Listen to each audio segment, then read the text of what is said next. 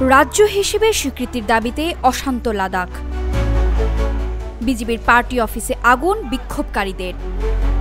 এখনো পর্যন্ত সংঘর্ষে অন্তত 4 জন নিহত ও 70 জন আহত হয়েছেন বলে খবর পাওয়া গেছে।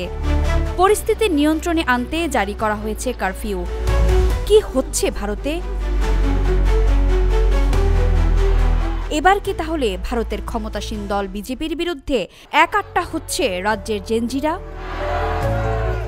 রাজ্যের মর্যাদা ও চাকরিতে স্থানীয়দের কোটার দাবিতে বিক্ষোভকারীদের সঙ্গে পুলিশের সংঘর্ষে রণক্ষেত্র এখন চীনের সীমান্ত ঘেঁষা লাদাখের লেহ শহর।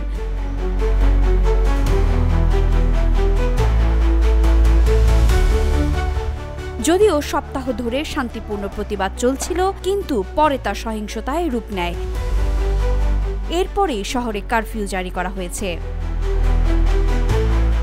লাদাখকে রাজ্যের মর্যাদা দেওয়ার দাবিতে গত কয়েক বছর ধরেই আন্দোলন চলছে। এই আন্দোলনের অন্যতম মুখই ওয়াংচুক। তিনি এই ঘটনাকে তরুণ প্রজন্মের ক্ষোভের বহিঃপ্রকাশ বলে অভিহিত করেছেন এবং এটিকে জেনজি বিপ্লব বলে উল্লেখ করেছেন। তবে এই সহিংসতার ঘটনায় তিনি গভীর উদ্বেগ প্রকাশ করেছেন। এদিকে বিজেপি এই সহিংসতার জন্য কংগ্রেসকে দায়ী করছে। সোনম ওয়াংচুক গত বুধবার তার এক্স হ্যান্ডেলে একটি ভিডিও বার্তায় বলেন, এই তরুণ প্রজন্মের ক্ষোভের বহিঃপ্রকাশই তাদের রাস্তায় নামিয়ে এনেছে। গত 5 বছর ধরে তারা বেকারত্বের শিকার, নানা অজুহাতে বারবার তাদের চাকরি থেকে ছাঁটাই করা হয়েছে এবং লাদাখের দাবিগুলো পূরণ করা হয়নি। এক্সট্রিম মশার কয়েল প্ল্যান্ট ফাইবার দিয়ে তৈরি, ডেঙ্গু, চিকুনগুনিয়া বাহি সহ যে কোনো মশার বিরুদ্ধে দেয় এক্সট্রিম সুরক্ষা। দ্য ইন্ডিয়ান এক্সপ্রেসের প্রতিবেদন অনুযায়ী গত মঙ্গলবার অনশন চলাকালীন একজন বয়স্ক নারী ও একজন পুরুষ অসুস্থ হয়ে পড়লে এলএবির যুব শাখা বুধবার লেহতে হরতাল ডাকে। এরপরই এলএবি এর তত্ত্বাবধানে বিজেপির কার্যালয়ের সামনে বিশাল জনসমাগম হয়। এরপরই সেখানে আগুন ধরিয়ে দেয়া হয়। এদিকে বিজেপি নেতা অমিত মালব্য লেহর সহিংসতার ছবি ও ভিডিও শেয়ার করে কংগ্রেসকে দায়ী করেছেন। তিনি এক্সে একটি ছবি শেয়ার করে লেখেন, লাদাখে দাঙ্গা সৃষ্টিকারী এই ব্যক্তি হলেন লেহ ওয়ার্ডের কংগ্রেসের কাউন্সিলর। সে জনতাকে উস্কে দিয়ে বিজেপির কার্যালয় ও হিল কাউন্সিলে হামলা চালিয়েছে। তিনি আরও বলেন, রাহুল গান্ধী কি এই ধরনের অস্থিতিশীলতার কথাই কল্পনা করেছিলেন?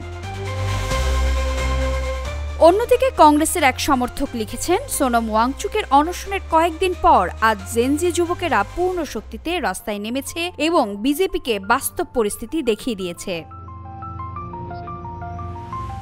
এর আগে কংগ্রেস সাংসদ ও লোকসভার বিরোধী দলনেতা রাহুল গান্ধী ভারতের তরুণ এবং জেনজিদের প্রতি গণতন্ত্র ও সংবিধান রক্ষার আহ্বান জানিয়েছিলেন। নেপালে জেনজিদের সহিংস বিক্ষোভের কারণে সরকারের পতনের পরেই এই মন্তব্য করেন রাহুল। বিজেপি নেতা রাহুল গান্ধীর এই মন্তব্যের সমালোচনা করে অভিযোগ করেছেন তিনি দেশে বিশৃঙ্খলা সৃষ্টির চেষ্টা করছেন। আগামী 6 অক্টোবর লাদাখের প্রতিনিধি দলের সঙ্গে বৈঠকে বসার কথা রয়েছে কেন্দ্রের। কৌশলগতভাবে লাদাখ ভারতের জন্য অত্যন্ত গুরুত্বপূর্ণ, কারণ চীন, পাকিস্তান ও আফগানিস্তানের সঙ্গে এর আন্তর্জাতিক সীমান্ত রয়েছে, যা এটিকে একটি গুরুত্বপূর্ণ বাফার জোন এবং প্রতিরক্ষার জন্য একটি সংবেদনশীল এলাকা হিসেবে গড়ে তুলেছে। তাই দিল্লির জন্য লাদাখের বর্তমান পরিস্থিতি অত্যন্ত উদ্বেগের।